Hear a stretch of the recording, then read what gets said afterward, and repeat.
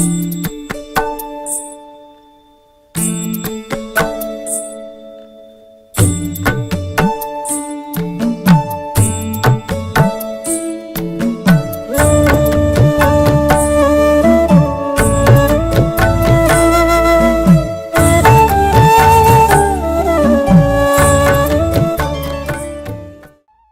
శ్యామా, తాత్య, మీరీ బేరములో నేను మోసపోయితనని అనుకొనుచున్నారు.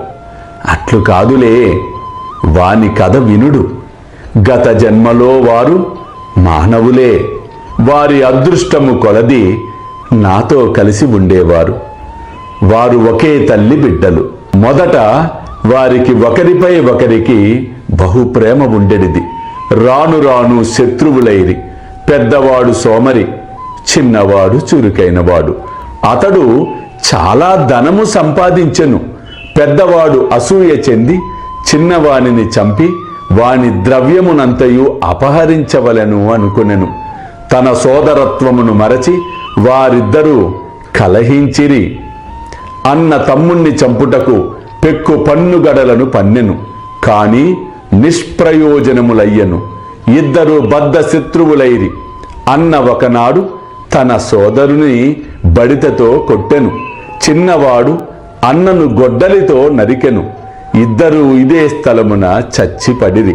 వారి కర్మ ఫలముచే మేకలుగా పుట్టిరి. నా పక్క నుండి పోవుచుండగా వారి ఆనవాలును కనిపెట్టితిని. వారి పూర్వజన్మ వృత్తాంతమును జ్ఞప్తికి తెచ్చుకొంటిని. వారి యందు కనికరించి వారికి తిండి పెట్టి కొంత విశ్రాంతి కలుగచేసి ఓదార్చవలను అనుకొంటిని. అందుచే ఇంత ద్రవ్యమును వ్యయపరిచితిని. అందులకు మీరు నన్ను దూషించుచున్నారా? నా బేరము మీరిష్టపడకుండుటచే వానిని యజమాని వద్దకు తిరిగి పంపివేసితిని. అల్లా మాలిక్, అల్లా అచ్చా కరేగా.